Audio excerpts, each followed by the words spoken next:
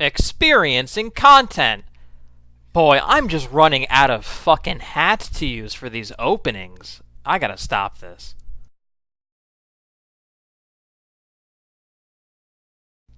Hi everyone, I'm Jared Russo, and I make stupid videos in my spare time.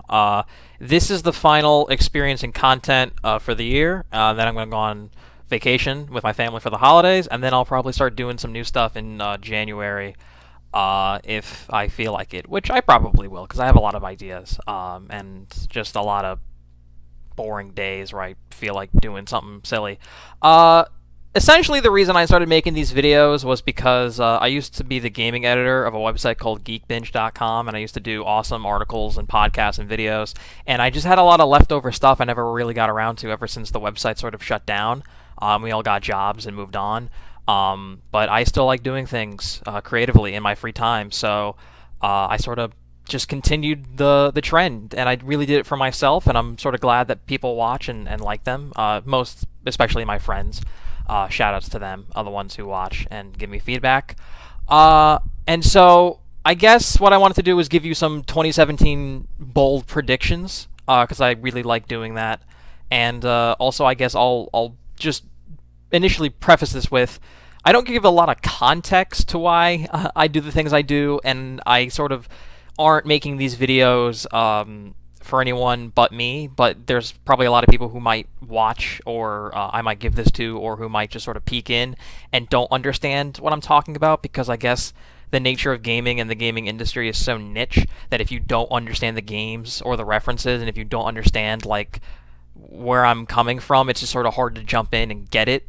So I guess I'll try to work on that in 2017, and I guess so. Initially, I should, I guess, explain how I came up with the idea and the name and why I'm doing it. So there's a show that I love to death. It is called The Final Bossman. It's made by a guy named Kyle Bossman, and he's sort of the biggest inspiration for me making these videos.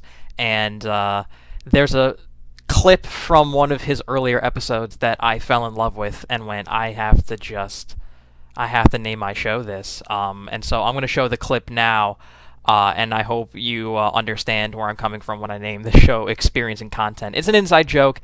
It's a very stupid, sarcastic sort of whip at my favorite game company. But here it is. Still browse the great content I've come to love on Xbox. All downloadable content, New content, enjoying different types of content, exclusive content, new interactive content, new content, original content.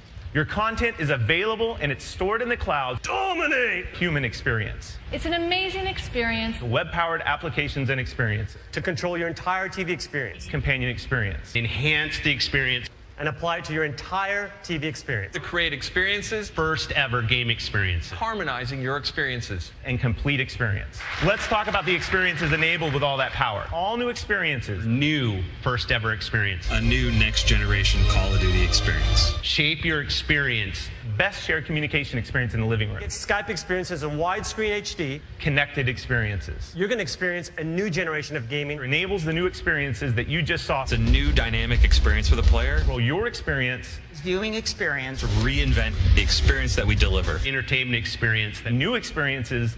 that experience. The television viewing experience. Xbox Live experience. TV experiences, Work together to create all new experiences. to show some of the new experiences you'll find only on Xbox One. This partnership will redefine NFL experiences for the fan through exclusive and interactive content. And so the other thing I wanted to also work on is making these videos shorter, because apparently there's a direct correlation between how short your video is and how many views you get. But I really don't give a fuck about views. So I understand like it is a hassle to watch like really long videos. But like I just have a lot to say, and I'm not great at editing, and I like to ramble, and I don't know. There's just something like just inherent with like me making long videos. But I'll try to work on it. I'll maybe think about making shorter videos, or making them at least just 10 minutes, not making 20-minute videos. Because maybe that's more manageable. But whatever, I don't really care. So I'm just gonna sort of, you know, flip through a bunch of these predictions as quickly as I can and sort of just put somewhat accompanying B-roll behind them. If not, whatever. I'm not going to sit here for, you know, fucking 15 hours trying to, you know, pick out specific games to predictions when some of these aren't even about games. So, whatever. All right, let's get to it. Okay, so I guess every time I make predictions, I always try to think about the unexpected.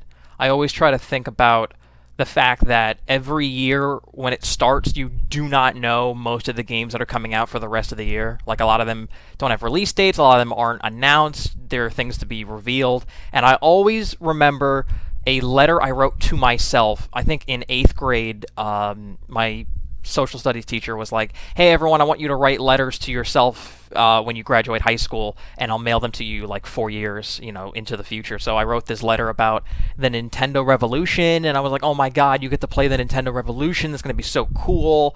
I hope you enjoy that in the future, me. Also, you probably don't have a girlfriend. And then I read that when I was graduating high school, and I was like, yep, I got myself. That was a zinger.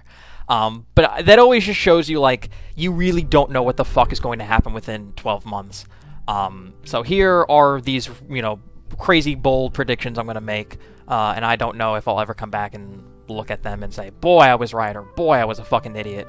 But, so my first prediction is, the Game of the Year for 2017 has not been shown or revealed yet. Some mystery game we don't know is being worked on is probably the Game of the Year. We all think it's one thing, it's probably going to be another.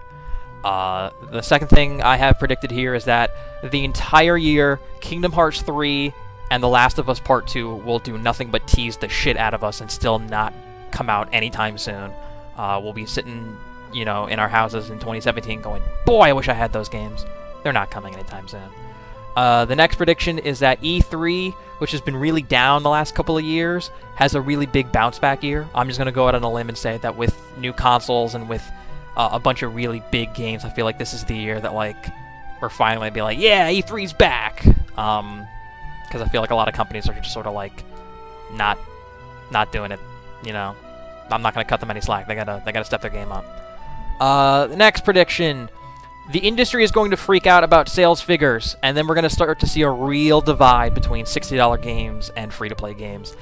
This is sort of spurred from holiday 2016 when a shit ton of big games did not sell as well, and I think there was a huge divide between people playing on mobile and tablets, and I think there's a huge divide between people playing free-to-play games and esports games, and, like, there are only so many dollars to go around, and there's only so many sets of eyeballs to go around. And when you have an increasingly large number of people playing nothing but Hearthstone and League of Legends and Dota 2, you're just inevitably going to see fewer and fewer sales for big games that used to sell when those things weren't out. And if Nintendo keeps making games like Super Mario Run and Pokemon Go and that stuff really blows up, like, there's just going to be some weird divide that freaks out the industry. And the only thing that's going to save us is indies. Yep, indie games. Still the best. Next prediction, reviews die.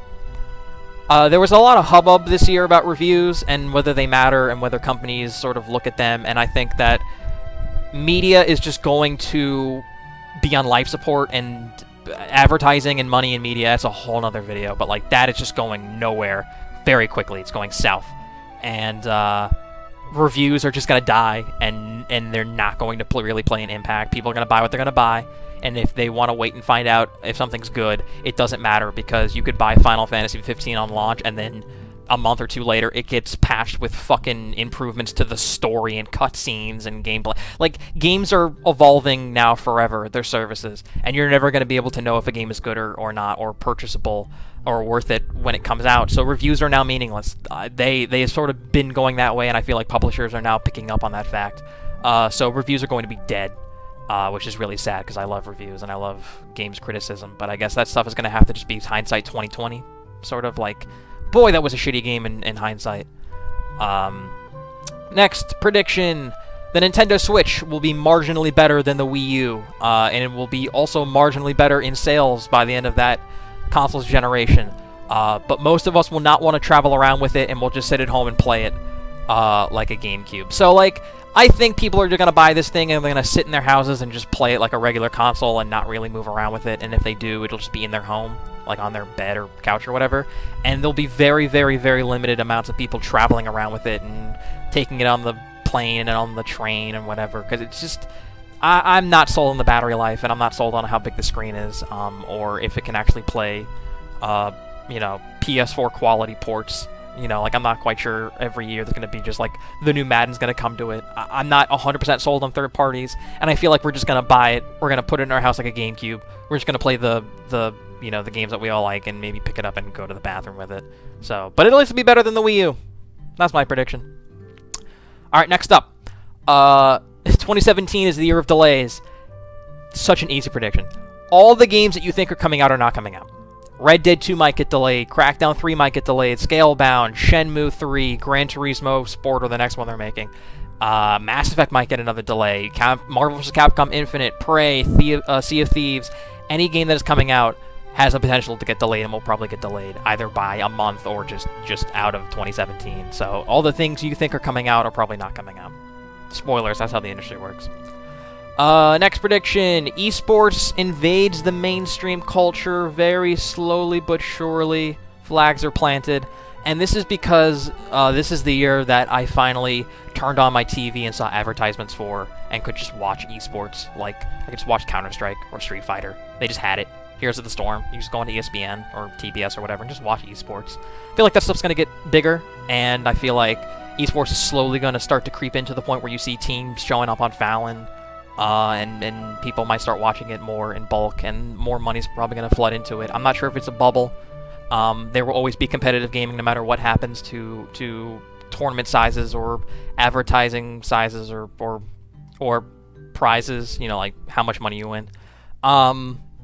That stuff's coming, man. But it won't be a big knock on the door, knock it over sort of event. It'll just sort of be like a, oh yeah, that's right. That's the thing that people like, that I'm into.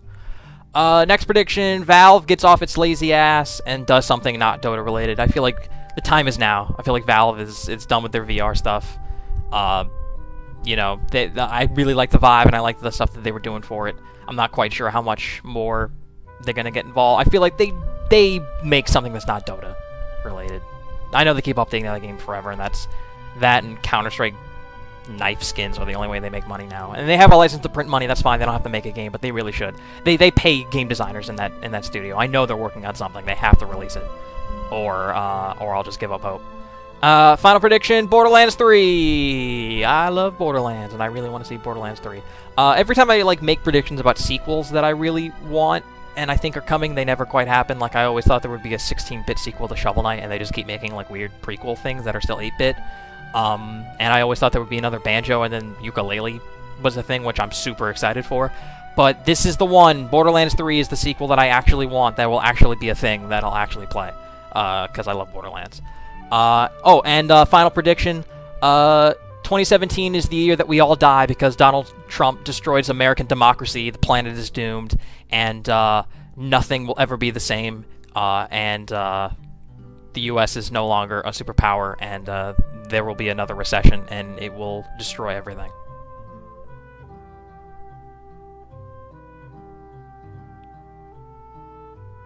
So yeah, that's it. Those are my predictions. Thank you for watching my video, or all of my videos.